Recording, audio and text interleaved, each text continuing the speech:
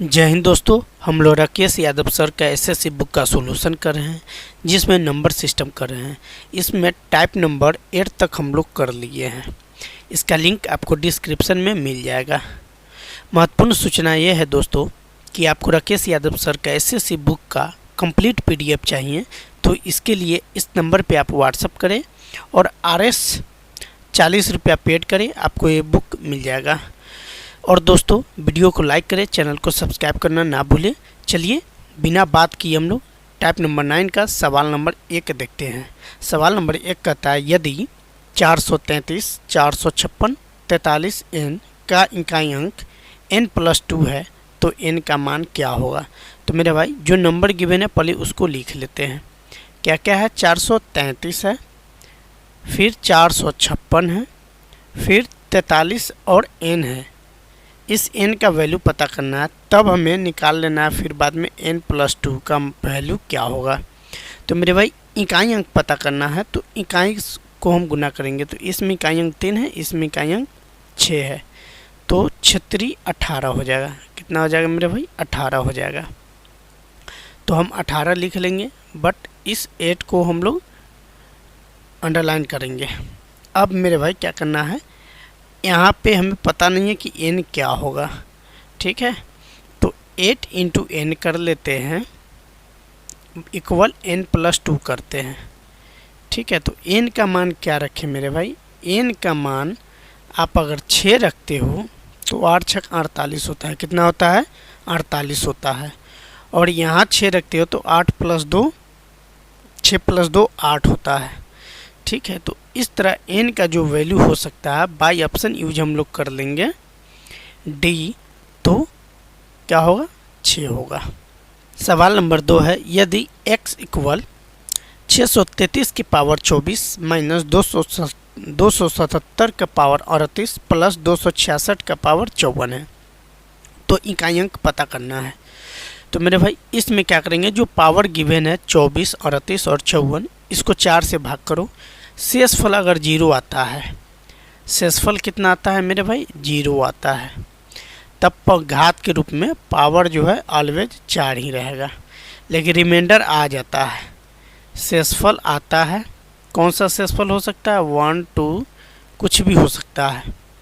तो इस ड्यूरेशन में घात जो है वो रिमाइंडर ही होगा, ठीक है। तो अब यहाँ 3 लेते हैं, 6 × 24, शेषफल 0 है, मतलब पावर कितना होगा, 4 होगा, ठीक।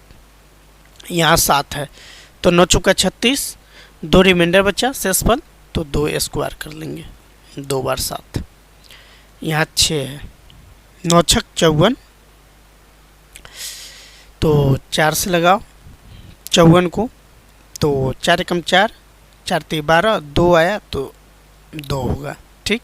अब इसको क्या करेंगे, सिंप्लीफाई करेंगे।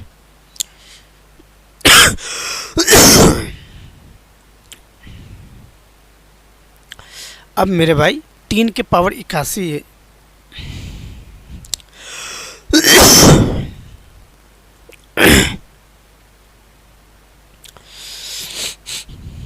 अब मेरे भाई 3 के पावर 4 है, इसका मतलब 81 है, तो 81 का 1 लिखेंगे, इकाई अंक 1 होगा। 7 × 7 = 49, इकाई अंक 9 होगा। 6 × 1 = 36, इकाई अंक 6 होगा, ठीक है। तो मेरे भाई अब क्या करेंगे, 6 + 1 7 में से 9 घटा लेंगे तो 2, माइनस में 2 होगा। लेकिन हमें इस बात से कोई फ़र्क नहीं पड़ता है कि प्लस है या माइनस है। तो मेरे भाई 9 में से 7 को घटा लो तो 2 आएगा, ठीक है। तो 2 तो कोई ऑप्शन में है नहीं, तो अब क्या करेंगे, 1 जो है इसको अंडरलाइन करो, इसको अब 17 बना लो, 17 में से 9 को घटा लो, तब मेरे भाई कितना होगा, 8 होगा, जो ऑप्शन ए करेक्ट है। सवाल नंबर 3 की तरफ चलते हैं। यदि x = इतना है, पहले लिख लो, x = 164 के पावर 169 प्लस 333 का पावर 337 और माइनस 727 का पावर 726, ठीक है। जब इस तरह का हो और इकाई अंक बोले तो वही 4 से भाग कर लेते हैं। ठीक है, तो पहले हम 4 को बाहर करते हैं, अब इसको भाग करेंगे। तो 4 चौका 16, 4 दूना 8, एक शेषफल बचा तो 1 लिख लो। फिर यहाँ 3 ले लो इसका इकाई अंक। अब इसको 3 से 8 चौका 32, 17, 4 चौका 16, 1 आएगा। फिर ये 17 है, 7 है तो 7, इसको भाग करो, 4 एकम 4, 32, 8 चौका 32, 4 एकम 4 यानी 2 आ गया। ठीक है, अब इसको क्या करोगे आप जो है 4 + 3 कर लो और -7 7 49 तो 9 कर लो, इकाई अंक 9 होगा। अब 4 + 3 7 में से 9 घटाओ, तो अब ये छोटा है और ये बड़ा है तो इसमें 17 बना लेंगे, 7 नहीं लिखेंगे। तो 9 17 में से 9 जाएगा 8। ये भी जैसे 2 नंबर बना है उसी तरह 3 नंबर, करेक्ट आंसर सी होगा। सवाल नंबर 4 है 17 फैक्टोरियल। क्या है 17 फैक्टोरियल में सैकड़े के स्थान पर कौन सा अंक होगा? तो मेरे भाई 5 फैक्टोरियल वाले अगर आप लिखते हो तो इसमें जो है अंतिम अंक वो 1 0 होगा। अब करके देख लो, 1 गुनी 2 गुनी 3 गुनी 4 गुनी 5, इसको लिख लिए। फैक्टोरियल 5 का वैल्यू इतना हुआ। अब गुना करो, 1 गुनी 2 2, 2 गुनी 3 6, 6 गुनी 4 24, 5 120, 1 0 हुआ। तो इस तरह अगर 15 फैक्टोरियल लिखते हो तो 3 0 होगा अंतिम अंक पे। ठीक है, तो 17 फैक्टोरियल है, तो 17 फैक्टोरियल है तो भी कितना 0 होगा? 3 0 ही होगा, जो ऑप्शन डी करेक्ट है। सवाल नंबर 5 है इतना का इकाई अंक क्या होगा? वैसे जैसे 1 2 3 4 बना है उसी तरह बना लेंगे। 413 गुनी 819 का पावर 527 47 गुनी 414 का पावर 624 गुनी 342 का पावर 812। ठीक है, अब ये गुना करना है, लेकिन पहले इकाई अंक तो पता कर ले।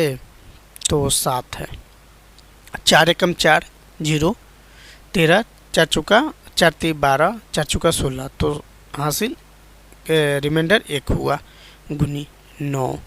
इसको 5 से करो, 5 एकम 5, 4 एकम 4 हो जाएगा, 14 ये हो गया तो 4 3 12 27 हो गया, 6 चौका 24 तो 3 हो जाएगा। फिर गुना करो, 4 के पावर ये क्या है 6, 4 एकम 4 22 20 24 यानी रिमाइंडर 4 होगा तो 4 लिख लिया। फिर जो है 342 पे पावर 812 है, 8 एकम 8 6 12 यानी 2 के पावर 4 हो जाएगा। यहाँ तक कोई आपको दिक्कत नहीं होनी चाहिए। तो 7 एकम 7, 9 9 81 और 9 849, 9 का क्यूब करो कितना होगा 9 9 81 और गुनी 9, 9 एकम 9, 9 8 72, 729, इकाई अंक 9 हुआ तो 9 लिखो। फिर 4 चौका 16, 16 चौका 64, 64 64 को फिर 4 से गुना करो, 4 चौका 16, 6 चौका 24 1 25, 256, इकाई अंक 6 आया तो 6 लिखा। फिर 2 के पावर 4 है मतलब 32 तो 2 होगा। अब इन सभी को फिर गुना करो तो 9 8 72, 2 6 दूना 12, 2 2 दूना 4। तो मेरे भाई कहने का मतलब ये है कि इसमें ऑप्शन बी जो इकाई अंक 4 है वो करेक्ट होगा। 6 चौका 24 4 हुआ। आई होप आपको समझ में आया होगा। तो मेरे भाई सवाल नंबर 6 को देखते हैं। 1 के पावर 5 है प्लस 2 के पावर 5 है प्लस 3 के पावर 5 है, इस तरह करके 20 के पावर क्या हो जाएगा 5 हो जाएगा। ठीक है, तो इसको आप कैसे सॉल्व करते हैं उसको देखते हैं। तो मान लो मेरे भाई 2 का पावर 1 लिखते हैं, इसका मतलब 2 होगा। 2 का स्क्वायर लिखते हैं, इसका मतलब 4 होगा। 2 का क्यूब लिखते हैं, इसका मतलब क्या होगा 8 होगा। 2 के पावर 4 लिखते हैं, इसका मतलब क्या होगा 16 होगा। और 2 दूना 4, 4 दूना 8, दूना 16, हाँ ठीक है 16 होगा। 2 के पावर 5 लिखते हैं, इसका मतलब 32 होता है। कितना होता है 32 होता है। यहाँ तक आप सही है। चलिए अब ये जो लिखा हुआ है इसको आप समझते हैं। 1 के पावर 1 लिखो इसको फिर 2 के पावर 1 लिखो, 3 के पावर 1 लिखो, 4 के पावर 1 लिखो। इस तरह कहाँ तक जाओ आप, 20 तक जाओ। 20 के पावर 1, 5 को भी रहने देंगे। तो ये क्या बन जाता है, एक सीरीज बन जाता है 1 + 2 + 3 + 4 प्लस इस तरह करके 20 तक। ठीक, तो इसके लिए फार्मूला क्या आता है, n × n + 1/2 ये फार्मूला आता है। तो n मेरा क्या है मेरे भाई, 20 है। 20 + 1 और बाई 2 कर लो तो 10 बार में जाएगा। तो 200, इस तरह 210 होगा। ठीक, कितना होगा, 210 होगा। तो यूनिट डिजिट जो है वो 0 होगा। हमें सॉल्व नहीं करना था, हमें यूनिट डिजिट केवल पता करना है। तो इस मेथड से हम लोग पता कर सकते हैं। सवाल नंबर 7 है, 124 की पावर 372, 124 के पावर 373 की योग में इकाई अंक क्या होगा। तो मेरे भाई हम क्या करते हैं, पहले लिखते हैं 124 के पावर कितना है, 372 प्लस 124 के पावर 373। ठीक है, तो मेरे भाई जब पावर ऑड हो, तो ऑड होगा तो ऑलवेज यूनिट डिजिट जो है 4 होगा, और इवन होगा तो ऑलवेज इवन डिजिट क्या होगा, ऑलवेज 6 होगा।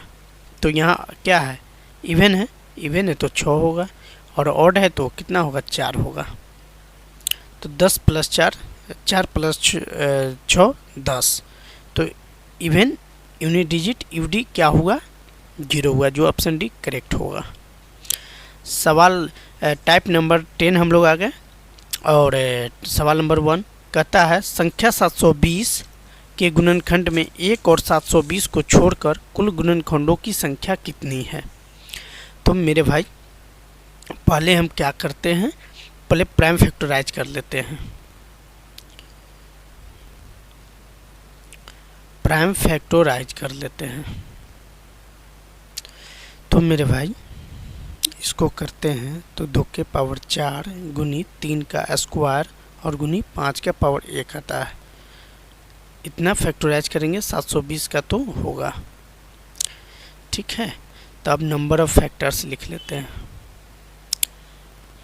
नंबर ऑफ फैक्टर्स इसमें क्या है, सबके पावर में 1 जोड़ के गुना करो। तो 4 + 1, 2 + 1 और 1 + 1। तो 4 + 1 5, 2 + 1 3 और 1 + 1 2, इतना होगा।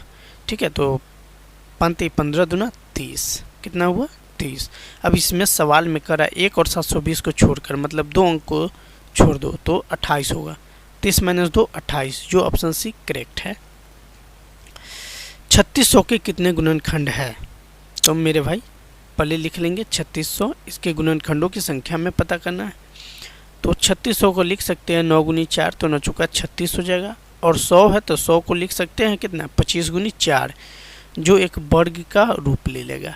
ठीक है, तो अब 9 को लिख सकते हैं 3 का स्क्वायर, 4 को लिख सकते हैं 2 का स्क्वायर, 25 को लिख सकते हैं 5 का स्क्वायर, और 4 को लिख सकते हैं 2 का स्क्वायर। तो 2 का स्क्वायर और 2 का स्क्वायर गुना में है, पावर जुड़ जाएगा। तो ये हो जाएगा 3 का स्क्वायर गुनी 2 के पावर 4, 2 + 2 4 और गुनी 5 का स्क्वायर। यहाँ तक सही है। अब क्या करेंगे, पावर को जोड़ लेंगे। ठीक है, n + 1 कर देते हैं, an बराबर। ठीक, तो 2 + 1 3, 4 + 1 5 और 2 + 1 3, मतलब 3 × 4 × 3। तो अब ये 5 है मेरे भाई, 4 + 1 5 है, 4 + 1 5 है, तो 5 × 15 = 45, यानी गुणनखंड की संख्या कितना होगा, 45, जो ऑप्शन ए करेक्ट है। मेरे भाई सवाल नंबर 3 देखते हैं। यदि n = n⁻9 है तो n कितने धनात्मक घनों से विभाज्य हो सकता है। तो मेरे भाई कहने का मतलब है, क्या लिखा हुआ है, n के पावर n 9 के पावर 9 लिखा हुआ है। इसको आप लिख सकते हो 3 का स्क्वायर और पावर 9। तो इस तरह ये पावर गुना होगा तो 9 दूनी 18 हो जाएगा। ठीक है, अब क्या करना है, 3 के पावर 0, 3 के पावर 3, 3 के पावर 6, 3 के पावर 12, 3 के पावर 15 और 3 के पावर 18 लिख लेंगे। ठीक, अब ये क्यों किए हैं? क्योंकि घन कह रहा है ना, इसमें कितने घन से विभाज्य हो सकते हैं, तो घन क्यूब होता है, उसका क्या करेंगे, करते चले जाएंगे। अब मेरे भाई गिन लो 1 2 3 4 5 6, तो 6 ऑप्शन एक करेक्ट होगा। एक सेकेंड, 1 2 3 4 5 6, हाँ तो 6 करेक्ट होगा, जो ये है।